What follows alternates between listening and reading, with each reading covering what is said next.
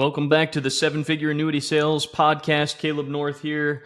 Chad, I'm excited for today. We're talking a little bit about what's worked for you.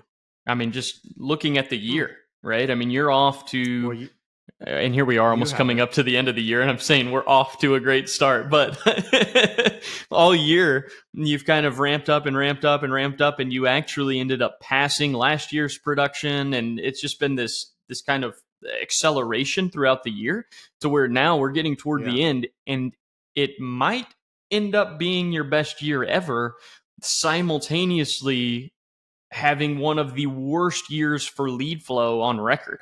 Like it's been bone dry on the lead side and been extremely productive on the production side. And so I just wanted to take some time today and talk through what's been working really well for you. Yeah, how I treat my clients has been working really well because a lot of them are reaching back out to me with new situations, new money that's coming available. And obviously, if I've been really good to them and they trust me, then moving more money isn't complicated. I've had a couple clients pass away this year, and the heirs are using me for the transfer of it. And so that's a big deal. That says that to me just is, it's kind of like when you have kids and your kids go back to you and say, hey, you know what, you were right. I need some more advice. That's like, wow, I did something right there. Well, when your clients come back to you, it's one thing. When your clients' kids come back to you, like, hey, you know what, you've done my dad right, and I want to use you. Yeah. So that's been a huge part of the success. I would say the leads have been challenging, and part of that's because I moved from Texas to Colorado, and Colorado is already an established territory. No matter with my name or not, it was hard to get them to the same lead systems I had in Texas to move to Colorado. I mean, there's one lead system that I've been with for 15 years that I can't get in Colorado because the guy who's doing it right now has an entire state, and he's had it for 17 years. And I 100% agree with their concept because this guy's always bought all the leads and he's been consistent. He's getting older, so hopefully he's retiring soon. But, when I look at that, I'm going, a radio's been challenging, but that was even challenging in Texas. I mean, even when we go back to halfway through last year, radio just became a massive challenge. And we're trying everything we can to get that fixed. I did just get off the phone with someone, though, and I'm not, as you guys know, I do not ever tell where we're getting leads. Tell number one, you're contracted with us. But actually, not number one. That's number two. Number one is that I have tested it. And they said they have a surplus of leads in Colorado, and it's a very well-known organization that I actually trust, and they have a good reputation. Awesome. It's just I didn't want to do virtual appointments because they said you have to take the entire state. So I just had this epiphany go, wait a second, I haven't talked to them a while, and of course I'll take the entire state. So they told me on average they have 11 surplus leads per month. That's fantastic. Well, if that's the case, yeah, that's 2 to 3 a week. And I told them, I said, hey, I got $5,000 a month budget. If you find that we're hitting that, I'll increase that budget. And so who knows? I'll let you know, in probably a few weeks how these are going, because supposedly they'll start in the next week or two. And that's a big deal. And then, of course, we're working on our own lead system. And then we have the other partnership that we have. So leads, I actually expect to not be a problem from here on out. I do wish the radio would get fixed, but yeah, man, it's been a challenge. So what's working would definitely be the potential for new lead systems. The high interest rate environment has been really nice, but you know what? It isn't, because I actually think a high interest rate environment is more challenging for annuities than a low interest rate environment. And here's what I mean by that. There are a lot of clients right now that have their money parked in a 5% high yield savings account. If that was like 3 years ago, where it's 1%, I get people moving money all the time, but right now they're going, hey, it's completely liquid. I have it and I'm getting paid 5% Mm-hmm. and it's fully accessible. And I can't argue with that if their income's met. Right. If their income's met, then, that doesn't become an issue. I mean, I have millions and millions and millions of dollars sitting out there right now. And those type of accounts that if we were in a low interest rate environment, I'd actually do better. So I would say working for me is not the high interest rates. It's not the higher payout percentage. We do have a product as of April 1st that has a 25% bonus, 7% roll up rate, and the benefit base. But the index strategies are actually pretty awesome Mm-hmm. as well. So, and the payout percentages are high. So I could say that's definitely been working for me. Um, Support network, of course. I mean, I have an awesome team. Moving to Colorado and relaxing more, that's been working for me this year. Now, when I'm saying relaxing, it's not uncommon for me to pull a 60-hour work week, Right. but it's also not uncommon for me to pull a 40-hour work week. Yeah. And this week, unfortunately, I probably only did a 35-hour work week. And that's because my to-do list was completely done. On my calls, I went through my entire, lead. I did everything. I did everything I could for retirement Yep. realize. I literally was sitting there going, this isn't right. I mean, I should never be to where I don't have something to do. That's why retirement to me, I don't know if I'm going to retire at 60 and I love what I do and I like to stay busy. Will we travel more? Yes. But that doesn't mean I'm just going to stop working. I plan on working. One of my mentors, he actually is 77 years old and he still helps all his existing Yeah. clients. But he did say my client list is getting smaller all the Well, I'm time. sure a lot have passed away. Yeah. Yeah, they have. And so that is a challenge. But I mean, you talk to me all the time. What do you think's working for me? Well, I will I mean, say it's that. definitely not the looks are going down a Yeah. little bit and get more gray. No, the gray is money though. Gray Yeah, is I money. will say you So you have definitely. I've got a few things. I think number one, I think that the joyful you is the real you, and that applies to everybody, hmm right? Not just Chad, not just yeah, Caleb, but to everybody, right? The yeah. joyful you is the real you. I heard a pastor say that one time, and it hit me like a ton of bricks. And when I look at myself, who I am when I'm lacking in joy, I don't like that guy, to be honest. I agree. But when I am full of joy, I'm like, holy smokes, yeah, that's the me that I was created to be. But I think another piece to that, aside from the joyful you is the real you, it I don't know though. The joyful you gets a little yeah. wild at times. It's like you can't shut up the joyful you.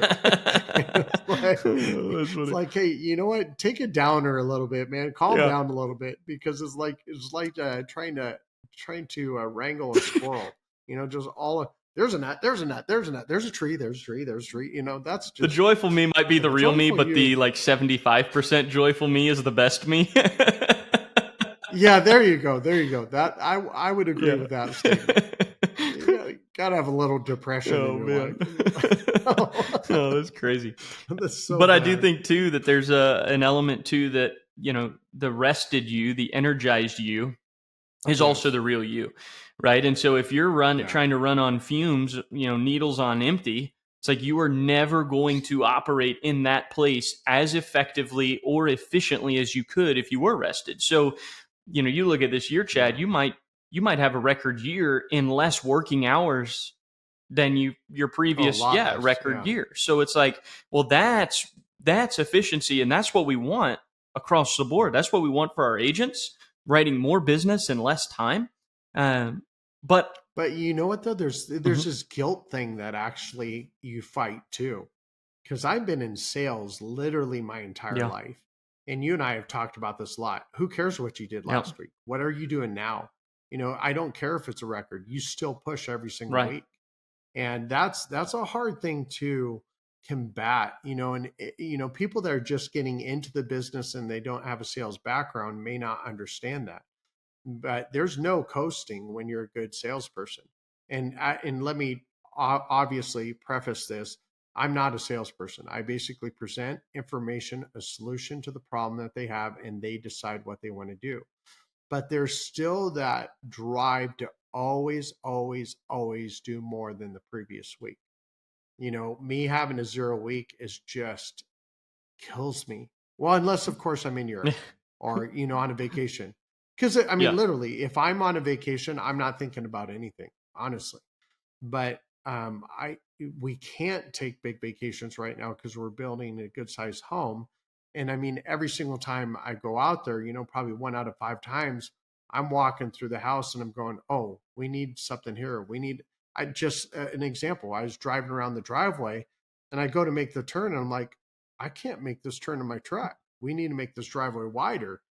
And, so things like that. So I don't get to do that kind Right. of thing, but we live in Colorado. I mean, it's beautiful. We go up and, you're right. I mean, that's a good point, Caleb. Rested. When my wife and I went up to the mountains, just the two of us on Saturday, that was one of the things I was talking to her about. And she's always good in the balance because I'm going, I don't, even when I was incredibly busy, I felt Mm-hmm. okay. I felt I had passion, I had drive. And she goes, yeah, but you were exhausted all the time. I'm like, no, I was doing good. If my wife says I was exhausted all the time, I was exhausted Yeah. all the time. And I, The problem is you feel the drive and adrenaline, and so you don't feel the right. exhaustion. You almost numb the exhaustion away, but it is having an impact. Like I guarantee you, your client presentations, your appointments are far and away better when you're rested and energized than when you're doing them out of ambition and drive, but not Mhm. fully rested, not fully energized. I notice it on my agent calls. If I'm like, Yeah. if I've had just a tear of a week and it's Friday afternoon and I'm on the phone with an agent, it's like I can feel Mhm. that call is not as good as when I am joyful and energized. It just isn't. The other thing that's kind of nice too with what we do, we're not desperate for And it's people. true. We're not desperate for agents. We're not desperate for clients. It's like, when a client today, I literally just told him, I said, I don't think I'm the right fit for you because we're talking about $50,000 here. I've already helped you with multiple things. And every single time it's drawn out over 5, 6, 7 months for this. I said, if you can't trust me by now, then I think you just need to find somebody. He goes, no, I trust you. I said, it doesn't appear that way. Mm-hmm. I don't need to chase money, and I never have felt that. Like I don't chase Right. deals. If this, by the third appointment, if you're not ready to move, every once in a while a fourth or fifth appointment, but if you're not ready to move by the third appointment, I just say, I'm sorry, I'm not the person for you. I'm not trying to convince you to protect your own Right. money. I'm not begging you to protect your own money. So when you're rested, you kind of got that just relaxed. It's all right, brah. It's okay. No Yeah. problem. Kind of like what's his name? The turtle on Oh, Finding Nemo. crush. Crush, yeah. He's just like, that's the kind of guy I want to be like to a certain degree. He's just like, I'm going with flow, it's okay. Here's a world problem. It's all right, And he seems now I'm using a animated turtle to explain something, but when you have chaos going on around you and you can be that relaxed, clients Oh feel yeah.